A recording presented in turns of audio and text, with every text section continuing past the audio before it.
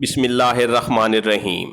मैं एक पाकिस्तानी मुजाहिद कमांडो जो भारतीय खुफिया एजेंसी रा की सफ़ों में घुसकर पाकिस्तान के खिलाफ भारतीय रा के नापाक अज़ाइम को कैसे नाकाम बनाता रहा। मेरी ये सच्ची दास्तान सुनने के लिए गाजी चैनल के साथ जुड़े रहें और मेरे इस चैनल को सब्सक्राइब करना ना भूलें और साथ लगे बेल आइकन को भी दबा दें ताकि मेरी हर नई आने वाली वीडियो आप तक बिला तखीर पहुँचती रहें।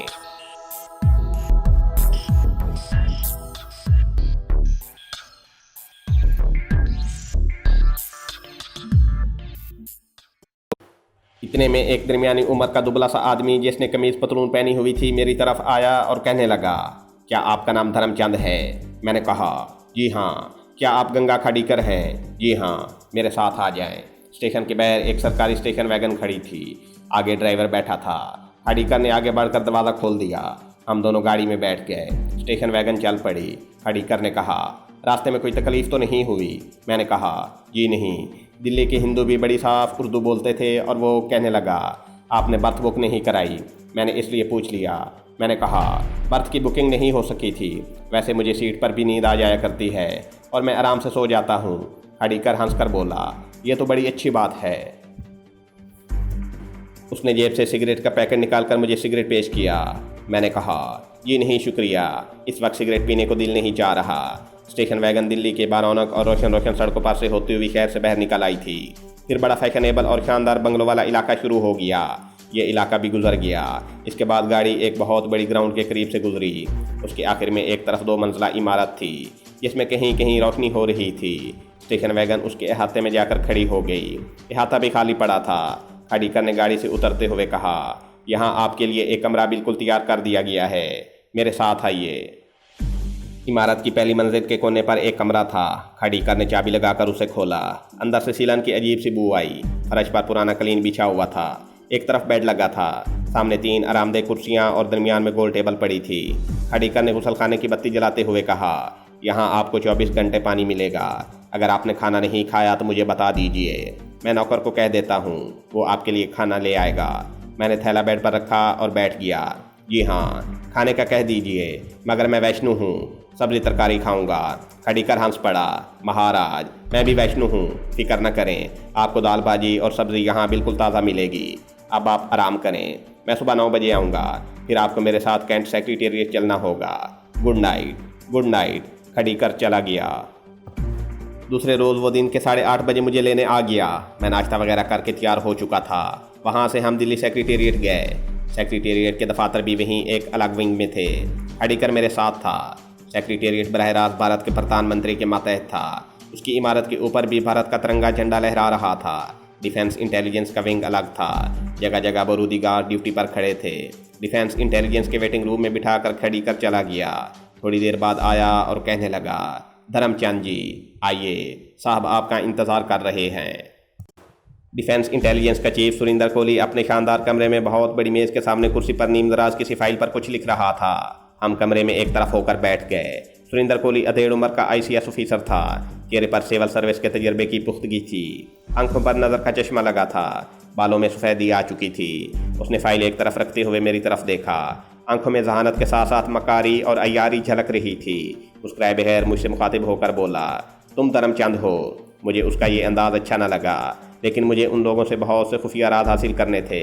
मैंने मुस्कुराते हुए कहा, जी हाँ महाराज, मेरा नाम ही धर्मचंद है। सुरिंदर कोहली ने खाड़ीकर को बाहर चले जाने का इशारा किया। वो चला गया तो सुरिंदर कोहली कहने लगा, ठाकरे जी ने तुम्हारी बड़ी तारीफ़ की है और ये भी बताया है कि तुम बहुत देशभक्त हो। मैंने कहा, महाराज अपनी तो सारी उम्र देशभक्ति में गुजरी है, देश की सेवा में गुजरी है। हम तो ऐसे मौके की तलाश में हैं कि कब भारत माता को हमारी जान की ज़रूरत पड़े और हम उस पर अपनी जान भी बलिदान कर दें। डिफेंस इंटेलिजेंस का चीफ बड़ा खुश हुआ, मगर उस खुशी के तासरात को उसने अपने चेहरे पर न आने दिया।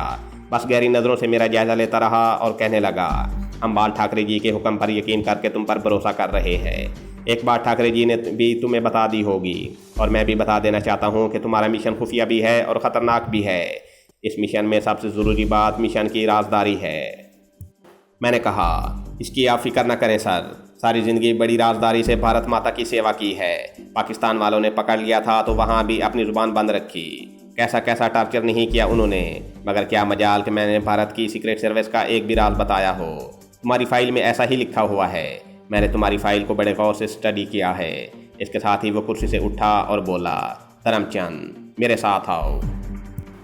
उसके कमरे में एक दरवाज़ा था जिस पर पर्दा गिरा हुआ था। पर्दा हटाकर उसने दरवाज़ा खोला। हम दूसरे कमरे में आ गए। ये उसका रिटायरिंग रूम था। यहाँ भी दीवार पर गांधी, नेहरू और इंदिरा गांधी की तस्वीरें लगी थीं। एक आरामदेह कुर्सी और सोफ़ा सेट सलीके से रखा हुआ था। मैं उसके सामने सोफे पर बैठ गया। मेरी फाइल वो दराज में से निकाल कर साथ लेता आया था और उसे खोलकर गौर से पढ़ रहा था और कहने लगा, मैं उसे कभी ना बताता कि पाकिस्तान खुफिया सर्विस का हेडक्वार्टर फला जगह पर है। मैंने कहा, महाराज ये मुझे मालूम नहीं। मैं तो बम लगाकर भाग रहा था कि धमाके के फ़ौरन बाद पुलिस के हत्थे चढ़ गया। मुझे गोली लगी थी। 1-1.5 माह तक अस्पताल में पड़ा रहा। अस्पताल से फारिग हुआ तो फरार होने की तरकीबें सोचने लगा।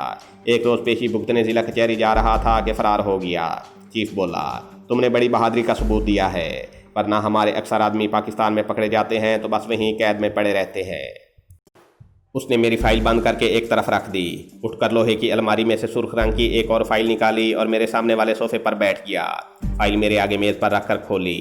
एक ख़ास सफ़ा निकाल कर मुझे दिखाया और कहने लगा, ये सफ़ा या प्रधानमंत्री ने देखा है या मैंने देखा है। तीसरे आदमी तुम हो जिसे यह सफ़ा दिखाया जा रहा है। मैंने देखा कि ये नीले रंग का तय किया हुआ कागज़ था जो फाइल में लगा हुआ था। चीफ सुरिंदर कोहली ने उसे खोल दिया। उस पर सफ़ेद रंग की आड़ी तिरछी लकीरें बनी हुई थीं। जगह जगह ऐसे हिंसे लिखे हुए थे जैसे जमा तफरीक के सवाल हल किए गए हों।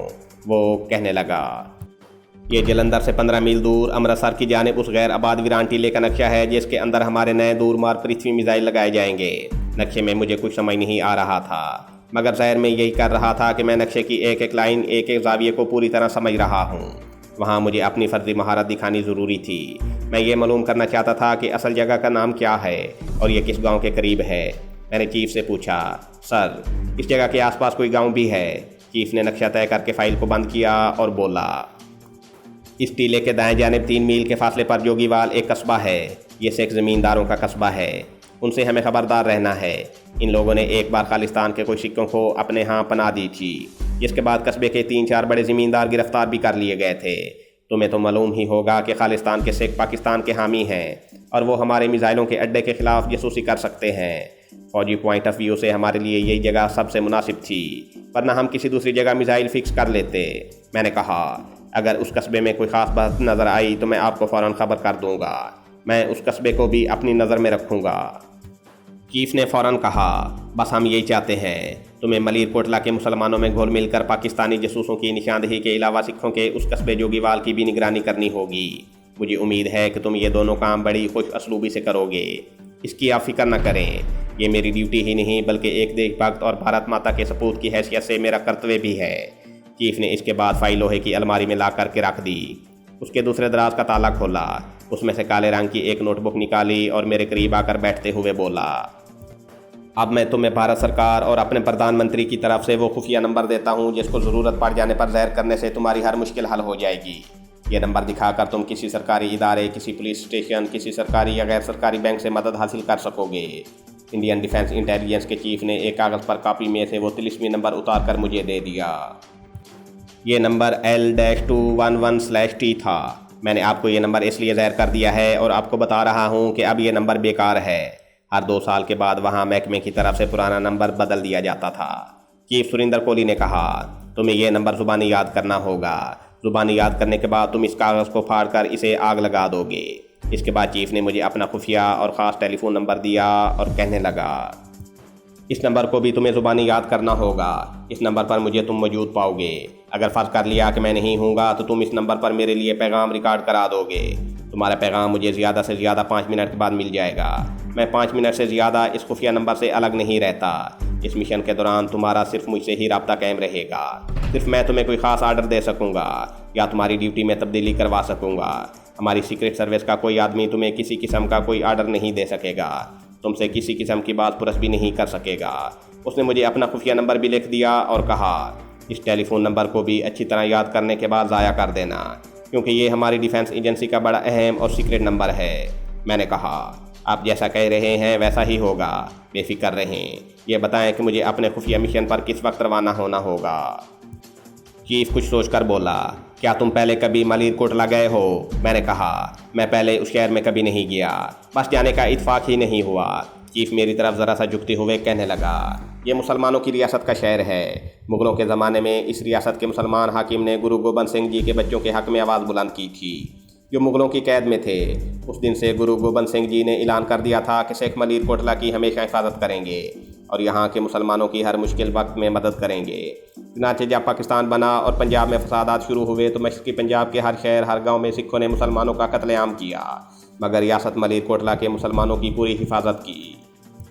यहाँ के मुसलमान मलीरकोटला में ही रहे और यहाँ से भागकर पाकिस्तान न गए। मलीरकोटला में सिख हिंदू भी रहते हैं, मगर मुसलमानों की अक्सरियत है और वो अमन चैन से कारोबार करते हैं। हमें यकीन है कि जिन 2 पाकिस्तानी जासूसों को हमने पकड़ा है उनके साथी या तो मलीरकोटला में किसी जगह मुसलमानों की पनाह में हैं और या अगर किसी दूसरी जगह रुपोश हैं तो मलीरकोटला में ज़रूर आते जाते होंगे।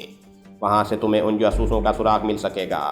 अगर तुम उनका सुराग न लगा सके तो इसके बाद तुम्हारे मिशन का दूसरा मरहला शुरू होगा और तुम्हें पाकिस्तानी जासूस ज़ाहिर करके जलंधर के जेल खाने में कैद में डाल दिया जाएगा और तुम्हें पाकिस्तानी जासूसों में से किसी एक जासूस की कोठरी में बंद कर दिया जाएगा। तुम अपनी महारत और चालाकी से अपने आप को पाकिस्तानी जासूस ज़ाहिर करके उस जासूस से ज़रूरी मालूमात हासिल करोगे। तुम मेरी बात समझ रहे हो ना? बिल्कुल समझ रहा हूँ सर, बिल्कुल समझ रहा हूँ। Very good. Indian defence intelligence chief Surinder Kohli उठ खड़ा हुआ। उसने मेरे कंधे पर हाथ रखा और बोला, माय डियर धर्मचंद, यहाँ से तुम हमारे ख़ास आदमी खड़ीकर के साथ एक खुफिया मकाम पर जाओगे। वहाँ एक खूबसूरत लड़की पार्वती से तुम्हारा तारुफ करवाया जाएगा। पार्वती हमारी सीक्रेट एजेंसी की बड़ी तजर्बाकार और माहिर जासूस है। मलीरकोटले वाले मिशन में वो तुम्हारी मुरीदनी बनकर तुम्हारे साथ रहेगी। खूबसूरत मुरीदनी की वजह से लोग तुम्हारी तरफ जल्दी मुतवज्जे हो जाएंगे और तुम्हारी राह ज़्यादा आसान हो जाएगी। आओ मेरे साथ। हम चीफ सुरिंदर कोहली के पहले वाले बड़े ऑफिस में आ गए। उसने घंटी बजाकर चपरासी को बुलाया और कहा, खड़ीकर को अंदर भेज दो। मालूम हुआ कि गंगा खड़ीकर जो मुझे दिल्ली के रेलवे स्टेशन से अपने साथ यहाँ सेक्रेटेरिएट लाया था, दूसरे कमरे में उसी वक्त से बैठा हुआ था। वो फ़ौरन आ गया और चीफ कोहली ने उसे कहा, खड़ीकर, अब तुम धर्मचंद जी को पार्वती से मिलाने ले जाओ। फिर मेरी तरफ मुतवज्जे हुआ और कहने लगा, तुम अगर चाहो तो आज दोपहर के बाद ही अपने मिशन को शुरू कर सकते हो। तुम अगर चाहो तो शाम को भी अपने मिशन का आगाज़ कर सकते हो। बहरहाल हम चाहते हैं कि ये मिशन जल्दी से शुरू हो जाए। अब तुम लोग जा सकते हो। मैंने चीफ सुरिंदर कोहली को प्रणाम किया। उसने मुझसे हाथ मिलाया और कहा, wish you good luck. Ganga Khadikar और मैं वहाँ से निकलकर सेक्रेटेरिएट के कुशादा बरामदे में आए तो खड़ीकर कहने लगा, हमने पार्वती को ब्रीफ कर दिया है। उसे तुम्हारी तस्वीर भी दिखा दी गई है और ये भी बता दिया गया है कि उसको तुम्हारे साथ तुम्हारी मुसलमान मुरीदनी बनकर मलीरकोटला की रियासत में दाखिल होना होगा। मैं सोच रहा था कि अपनी तरफ से ये लोग मुझे पूरी तरह अपने सीक्रेट मिशन में फंसा रहे हैं। इनको मालूम नहीं कि मैं असली धर्मचंद नहीं हूँ बल्कि एक मुहिब वतन पाकिस्तानी मुसलमान हूँ जो पाकिस्तान की सलामती की खातिर इन दुश्मनों के पाकिस्तान के खिलाफ जारहाना अज़ाइम को मिलियामेट करने वहाँ आया है और मैं खुद इनके मिशन में अपने आप को उलझाकर इनके पाकिस्तान दुश्मन राज मालूम करना चाहता हूँ। मेरा एक मसला जो बहुत ज़रूरी था अभी तक हल नहीं हुआ था। मुझसे किसी ने अभी तक ट्रांसमीटर या वायरलेस पर खुफिया कोड के ज़रिए पैगाम रसानी की बात नहीं की थी। अगर ऐसी बात होती तो मेरे लिए पाकिस्तान अपने दोस्तों को इंडियन मिसाइल की लॉन्चिंग पॉइंट के बारे में इतला पहुंचानी आसान हो जाती। अगरचे मैं जानता था कि पाकिस्तान की हुकूमत भारत के जारहाना अज़ाइम और उनकी फ़ौजी तैयारियों से गाफिल नहीं है और इन मिसाइलों की रिपोर्ट पाकिस्तान के महकमा दिफा को पहुँच चुकी होगी। इसके बावजूद मैं अपना फ़र्ज़ अदा करना ज़रूरी समझता था और इस मिशन की पूरी तफसील अपनी हुकूमत तक पहुँचाना चाहता था। मैं इस ख्याल से मुतमिन था कि अभी तो मेरे मिशन का आगाज़ ही हुआ है, आगे चलकर मुझे ट्रांसमीटर की सहूलत भी ज़रूर हासिल हो जाएगी। महकमा डिफेंस इंटेलिजेंस की स्टाफ कार दिल्ली के फैशनेबल इलाके से गुजर रही थी। दिल्ली शहर बहुत फैला हुआ था मगर सड़कों पर ट्रैफिक का हजूम बहुत होता था। जगह जगह हिंदुओं के मुख्तलिफ फ़िरक़ों के जदीद डिज़ाइन के मंजर नज़र आते थे। मस्जिद कहीं दिखाई नहीं देती थी। खुदा जाने दिल्ली के किन किन इलाकों से गुजरती हुई हमारी स्टाफ कार एक ऐसे इलाके में दाखिल हो गई जहाँ एक बहुत बड़े मैदान करीब 2-3 पुराने क्वार्टरनुमा मकान खड़े थे। उन मकानों के बाहर कोई आदमी औरत या बच्चा नज़र नहीं आ रहा था। चारों तरफ सुनसान माहौल था। स्टाफ कार एक मकान के आगे हमें उतार कर दूर नीम के दरख्तों के नीचे जाकर खड़ी हो गई और गंगा खड़ी कर कहने लगा, पार्वती हमारा इंतज़ार कर रही होगी, पीछे की तरफ से आ जाओ। क्वार्टरनुमा मकान के पीछे भी वीरानी बरस रही थी। बरामदे में बांस की 2 कुर्सियां पड़ी थीं जिन पर गर्द जमी हुई थी। उस तरफ भी एक दरवाज़ा था। खड़ीकर ने दरवाजे पर आहिस्ता से 3 बार दस्तक दी। अंदर से किसी औरत की आवाज़ आई, कम इन प्लीज़। खड़ीकर ने मुझे इशारा किया और हम कमरे में दाखिल हो गए। बाहर जितनी वीरानी थी कमरा अंदर से उतना ही आबाद लगता था। बड़ा कीमती सोफ़ा सेट बिछा हुआ था। दीवारों पर पर्दे लटक रहे थे। दीवार के साथ साफ़ सुथरा बेड लगा था। कार्नस पर उस जमाने के भारतीय वजीर आजम की तस्वीर के आगे गेंदे के ताज़ा हार रखे हुए थे। टेबल पर गुलदान में मौसमी फूल सजे हुए थे। गोरे रंग के लंबे बालों वाली दरमियाने कद की लड़की ने, जो अंग्रेजी में किताब पढ़ रही थी, उठकर हमारा इस्तकबाल किया। उसका जिस्म मुतनासिब था। उसने फिरोजी रंग की सूती साड़ी पहन रखी थी, बालों को रिबन से बांध रखा था। ये लड़की वाकई बड़ी खूबसूरत थी। आंखें बड़ी बड़ी और होंठ आलूचों की तरह थे। खाड़ीकर ने मेरा तारुफ करवाते हुए कहा, ये हैं श्रीमान धर्मचंद जी और ये हैं मिस पार्वती जी। पार्वती ने बाजू आगे बढ़ाकर मुझसे हाथ मिलाया। उसकी गिरफ्त मजबूत थी और कहने लगी, ओके, यहाँ चाहे बैठ जाओ, मैं तुम्हारे लिए कॉफ़ी लाती हूँ। खाड़ीकर ने कहा, इसकी ज़रूरत नहीं है पार्वती जी। पार्वती दूसरे कमरे में जाती हुई बोली, कॉफ़ी पहले से तैयार है, मुझे तैयार नहीं करनी पड़ेगी। हम सोफे पर बैठ गए। सामने वाली दीवार पर हिंदुओं के देवता हनुमान की तस्वीर वाला कैलेंडर लटक रहा था। खाड़ीकर ने कहा, पार्वती हनुमान जी की पुजारन है। दूसरे कमरे में उसने छोटा सा मंदिर स्थान भी बना रखा है। यहाँ हनुमान जी की मूर्ति के आगे ये रोज़ उसकी पूजा करती है। हिंदू देवमाला से मैं पूरी तरह बाखबर था। हिंदुओं में हनुमान ताकत और खैजोरी का देवता समझा जाता है। इसका मतलब था कि पार्वती को भी मर्दों में ताकतवरी और खैजोरी पसंद थी। इतने में पार्वती कॉफ़ी और 7 बिस्किट लेकर आ गई। कॉफ़ी पीते हुए उसने मेरी तरफ देखा और मुस्कुराते हुए बोली, अच्छा तो श्रीमान धर्मचंद जी, मुझे आपकी मुसलमान मुरीदनी का पार्ट अदा करना होगा। मैंने हंसकर कहा, पार्वती जी, सिर्फ पार्ट अदा नहीं करना होगा, बल्कि असली मुरीदनी बनकर मेरे साथ रहना होगा। वो हंसकर बोली, नो प्रॉब्लम, ऐसा ही होगा। खाड़ीकर हमारी तरफ देखकर ज़ेरे लब मुस्कुरा रहा था और बिस्किट खा रहा था। मैंने पार्वती से पूछा, मेरा ख्याल है कि हमें अभी से एक दूसरे से बेतकल्लुफ़ हो जाना चाहिए। मैं आपकी जगह तुम कहकर तुम्हें बुलाऊंगा, तुम माइंड तो नहीं करोगी? पार्वती ने हंसते हुए कहा, बिल्कुल नहीं धर्मचंद जी, बिल्कुल नहीं। मैंने उससे सवाल किया, क्या तुम मुसलमानों के मज़हब, ख़ासतौर पर उनके मशहूर बुज़ुर्गों और दरवेशों के बारे में जानती हो? पार्वती ने मुझे कई सूफ़ी मुसलमान बुज़ुर्गों के नाम और उनके अकायद और मुख्तसर हालात ज़िंदगी और एक अरबी की दुआ के चंद जुमले भी सुना दिए। मैं दिल में सोचने लगा कि भारत की खुफिया सर्विसेज के लोग किस कदर कील कांटे से लैस होकर पाकिस्तान के ख़िलाफ़ काम कर रहे हैं। मैंने खुशी का इजहार करते हुए कहा, बस अब मैं मुतमिन हो गया हूँ। तुम मेरी बड़ी अच्छी मुरीदनी बनोगी और भगवान ने चाहा तो हम पाकिस्तानी जासूसों का सुराग लगाने में ज़रूर कामयाब हो जाएंगे। पार्वती ने मेज़ पर पड़े हुए सिगरेट के पैकेट में से एक सिगरेट निकाल कर सुलगाया और बोली, धर्मचंद जी, अब ज़रा तुम भी अपना इम्तिहान दो। मैं भी जानूं कि तुम हिंदू होकर मुसलमानों की माइथोलॉजी से कितने वाकिफ़ हो। उसको मालूम नहीं था कि मैं तो असल मुसलमान था। मैंने उसे फ़ौरन सूरह फातिहा पढ़कर सुना दी। खाड़ीकर कहने लगा, धर्मचंद ने तो पहले पर्चे में ही सारा इम्तिहान पास कर लिया है। इतनी लंबी अरबी तो तुम भी नहीं बोल सकती पार्वती जी। पार्वती मुस्कुरा रही थी और कहने लगी, वाकई धर्मचंद जी, तुमने तो साबित कर दिया है कि तुम बड़े अच्छे मुसलमान दरवेश बन सकते हो। क्या ख्याल है, दाढ़ी लगाओगे या नहीं? मैंने कहा, नकली दाढ़ी का ख़तरा ही रहेगा, वो किसी भी वक्त हमारा राज फाश कर सकती है। इसी तरह इसी शक्ल में रहना ज़्यादा मुनासिब रहेगा। वैसे भी आजकल के दरवेश सूफ़ी मॉडर्न हो गए हैं। बस सर पर सब्ज़ रंग की टोपी पहन लूँगा, सब्ज़ चूहा होगा, गले मनकों की मालाएं होंगी, माथे पर मेहराब बना लूँगा, बाकी सब ठीक हो जाएगा। मुझे मालूम है नकली सूफ़ी लोग किस किस्म की बातें किया करते हैं। उस खूबसूरत हिंदू लड़की पार्वती के साथ वहाँ बड़ी बेतकल्फ़ी का माहौल पैदा हो गया। इस तरह हम एक दूसरे के ज़्यादा करीब आ गए। गंगा खाड़ीकर, जो इस मिशन में हमें गाइड कर रहा था, कहने लगा, अब तुम लोग आपस में तय कर लो कि यहाँ से नकली सूफ़ी और सूफ़ी की मुरीदनी बनकर किस वक्त अपने मिशन पर रवाना होना है।